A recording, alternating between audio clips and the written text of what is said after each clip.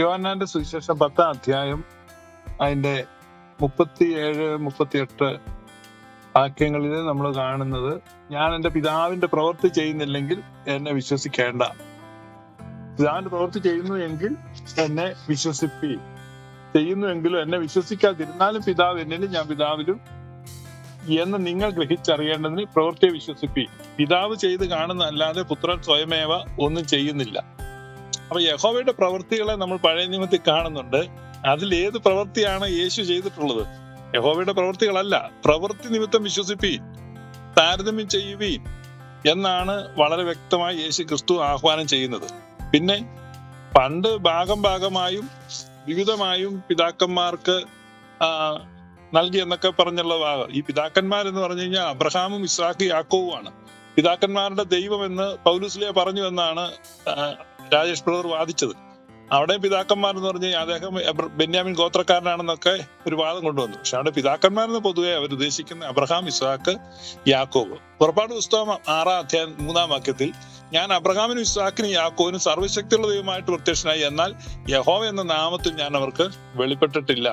അപ്പൊ ഇവിടെ ഈ ദൈവം എന്ന് പറയുന്നത് ഞാൻ പലപ്പോഴും പറഞ്ഞു, റെപ്രസെന്റഡ് അതോറിറ്റിയെ കാണിക്കുന്നുണ്ട്. കാരണം ഫറവോന് ദൈവമായിട്ട് മോശെ നിയോഗിച്ചെന്നും അഹറോന് ദൈവമാക്കി വെച്ചു എന്നും വളരെ വ്യക്തമായി നമ്മൾ പുറപ്പാട് പുസ്തകത്തിൽ വായിക്കുന്നുണ്ട്. അപ്പൊ മോശ പോലും അവിടെ ദൈവമായിരുന്നു. അപ്പൊ ദൈവം എന്നുള്ള ഒരു പൊതു കേവല സംജ്ഞ കൊണ്ട് സർവശക്തനായ, സർവവ്യാപിയായ, സ്വയം സ്ഥിതനായ, സർവകൃപാലുവായ ഒരു ദൈവമാണ് എന്നുള്ള നിഗമനത്തിലേക്ക് എത്തുന്നത് ദുഷ്കരമാണ്. അപ്പൊ അതുകൊണ്ടാണത് കൃത്യമായ പഠനങ്ങൾ ആവശ്യമാണ് എന്ന് ഞാൻ പറഞ്ഞത്. അപ്പൊ പുറപ്പാട് പുസ്തകം 33-ാം അധ്യായം 11-ാമത്തെ വാക്യം വായിക്കുമ്പം അവിടെ രേഖപ്പെടുത്തിയിരിക്കുന്നത്, ഒരുത്തൻ തന്റെ സ്നേഹിതനോട് സംസാരിക്കുന്നത് പോലെ യഹോവ മോശയോട് അഭിമുഖമായി സംസാരിച്ചു. ഒരുത്തൻ തന്റെ സ്നേഹിതനോട് സംസാരിക്കുന്നത് പോലെ യഹോവ മോശയോട് അഭിമുഖമായി സംസാരിച്ചു. അപ്പൊ ഇത് ഭാഗമായിട്ടും വിവിധമായിട്ടും അംശമായിട്ടും സത്യദൈവം പൂർവിക കാലത്ത് പിതാക്കന്മാരോട് അരുളി ചെയ്തതും യഹോവയും മോശയുമായിട്ടുള്ള ഇടപാടും തമ്മിൽ യാതൊരു സാമ്യവും ഇല്ല. യഹോവ ഒരു സ്നേഹിതനോട് സംസാരിക്കുന്ന പോലെ. യേശുക്രിസ്തു പറയുന്നുണ്ട്, ഞാൻ ചെയ്യാനുള്ളതെല്ലാം തന്നെ നിങ്ങളോട് പറഞ്ഞിരിക്കുക കൊണ്ട് ഇനി ഞാൻ നിങ്ങളെ സ്നേഹിതന്മാർ എന്ന് വിളിക്കുന്നു. അപ്പൊ സ്നേഹിതന്മാർ എന്നുള്ളതാണ് ഏറ്റവും ഹൃദ്യമായ ബന്ധം. അവിടെ പിന്നെ രഹസ്യങ്ങളില്ല, സീക്രട്ടുകളില്ല, എല്ലാം വെളിപ്പെടുത്തുന്നത് യേശുക്രിസ്തു സാക്ഷ്യപ്പെടുത്തുന്നുണ്ട്. ആ സ്നേഹിതനെ പോലെ മോശയോടെ യഹോവ സംസാരിച്ചെന്ന്. അപ്പൊ പിന്നെ അവിടെ ഭാഗികമായിട്ടൊന്നും മറച്ചു വെച്ചതുമായിട്ടുള്ള കാര്യങ്ങളൊന്നും അവിടെ നമ്മൾ കാണുന്നില്ല. ഇവിടെ നിങ്ങൾ ഈ ബൈബിളിനെ സംബന്ധിച്ച് ഇപ്പോൾ ഇവിടെ നടക്കുന്ന ഈ ഡിബേറ്റിന്റെ it is beyond the scope of this debate. അത് കാരണം ടെക്സ്റ്റൽ ക്രിറ്റിസിസം, അതുപോലെ തന്നെ ഈ ഭാഷ എങ്ങനെയാണ് വന്നിട്ടുള്ളത്, ബൈബിൾ പ്രിസർവേഷൻ, അതുപോലെ ബൈബിൾ റിഡാക്ടേഴ്സ് എന്താണ് ചെയ്തത്, ബൈബിൾ റിഡാക്ഷൻ എന്ന് പറഞ്ഞ ഒന്നുണ്ട്. അതൊക്കെ നിങ്ങൾക്ക് സെർച്ച് ചെയ്ത് സ്വയമായി പഠിക്കാവുന്നതാണ് താല്പര്യമുള്ളവർക്ക്. അപ്പം ബൈബിൾ റിഡാക്ടേഴ്സ് എന്താണ് ചെയ്തത്, അതേക്കുറിച്ചുള്ള ഒരു പരാമർശം നിങ്ങൾക്ക് യെരമ്യാ പ്രവചനം 8-ാം അധ്യായം 8-ാം വാക്യത്തിൽ കാണാൻ പറ്റും. യഹോവയുടെ ന്യായപ്രമാണം കയ്യിലുണ്ടെന്ന് നിങ്ങൾ പറയുന്നു, പക്ഷെ ശാസ്ത്രിമാരുടെ കള്ള എഴുത്തുകോൽ അതിനെ വ്യാജമാക്കി തീർത്തിട്ടുണ്ട്. അപ്പൊ അവിടെ ബൈബിൾ റിഡാക്ഷൻ നടന്നതിനെ പറ്റിയുള്ള സൂചനയാണ്. ധാരാളം സത്യങ്ങൾ തമസ്കരിക്കപ്പെടുകയോ മറച്ചു വെക്കപ്പെടുകയോ ഗോപ്യമാക്കപ്പെടുകയോ ഒക്കെ ചെയ്തിട്ടുണ്ട്. അപ്പൊ അതുകൊണ്ട് നമ്മൾ ക്രിസ്തുവിൽ നിന്നാണ് പഠനം ആരംഭിക്കേണ്ടത്.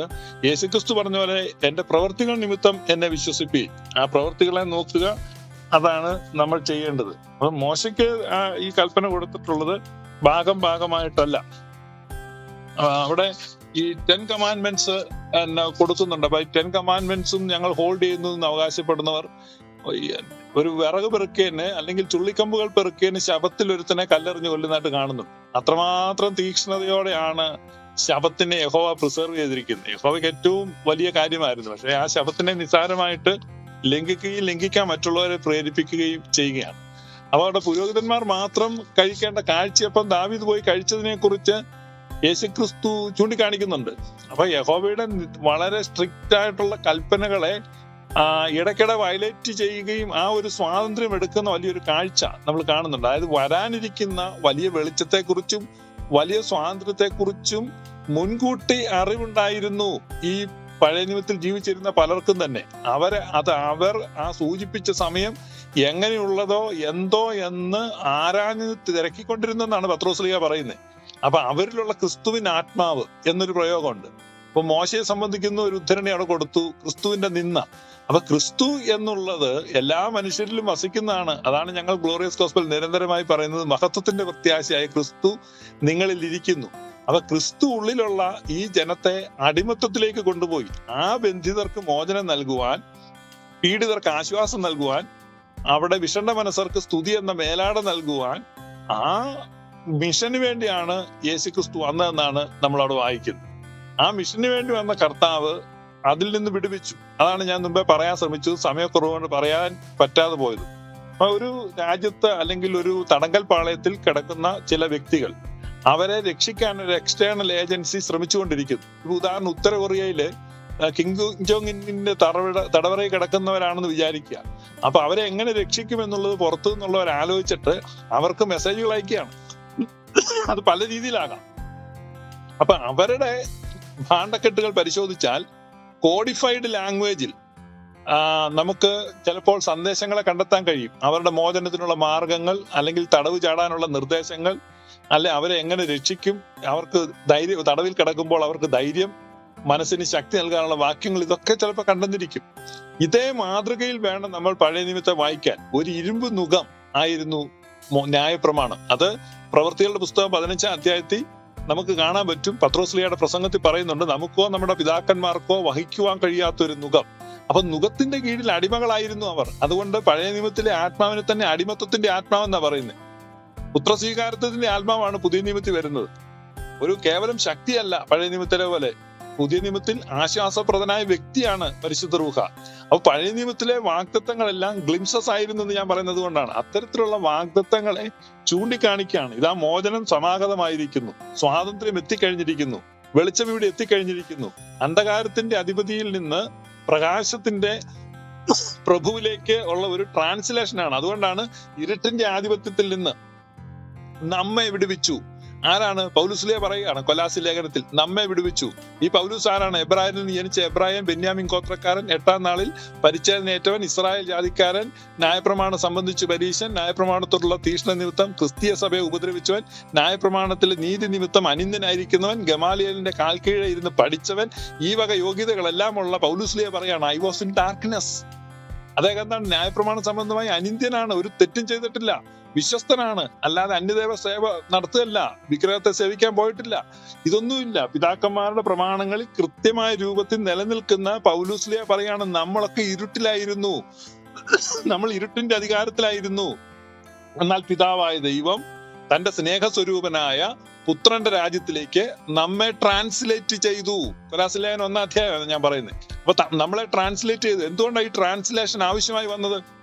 ഈ ട്രാൻസ്ലേഷൻ ആവശ്യമായി വന്നത് ഇവർ ഈ അന്ധകാരത്തിന്റെ രാജ്യത്തിലായിരുന്നു.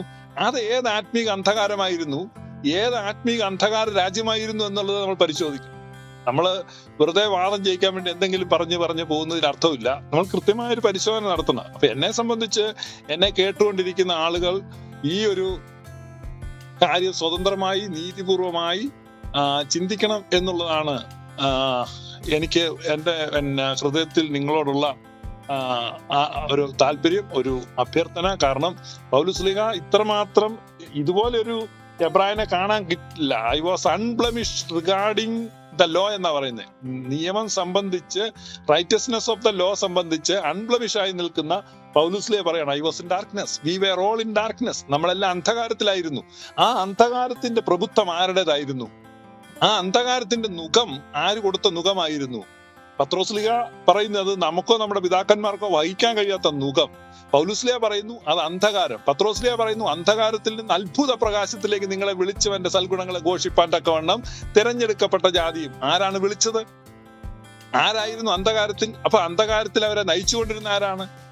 ഈ ചോദ്യങ്ങൾക്ക് ഉത്തരം കണ്ടുപിടിക്കുമ്പോൾ ഞങ്ങളുടെ വാദം കൃത്യമാണെന്ന് നിങ്ങൾക്ക് മനസ്സിലാകും.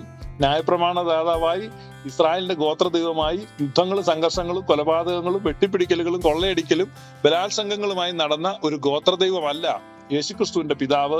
ആ ആൾക്ക് യേശുവിന്റെ പിതാവാകാൻ കഴിയില്ല. മറിച്ച് സ്നേഹസ്വരൂപനായ ഓംനി ബെനവലന്റ് ആയ യേശുക്രിസ്തു വരച്ചു കാണിച്ച സൽഗുണപൂർണനായ സ്വർഗീയ പിതാവിന്റെ പുത്രനാണ് യേശുക്രിസ്തു. ആ ദൈവം സ്നേഹമാണ്, ദൈവം സ്നേഹമാകുന്നു. ഇതാണ് അതിനെ കുറിച്ചുള്ള ഉത്തരം. പിന്നെ അദ്ദേഹത്തിന്റെ പേരെന്നാന്നൊക്കെ പലരും ചോദിക്കുന്നുണ്ട്, മെസ്സേജ് വരുന്നുണ്ട്. അതേക്കുറിച്ച് അടുത്ത സെഷനിൽ ഞാൻ പറയാം ദൈവത്തിന്റെ പേര്.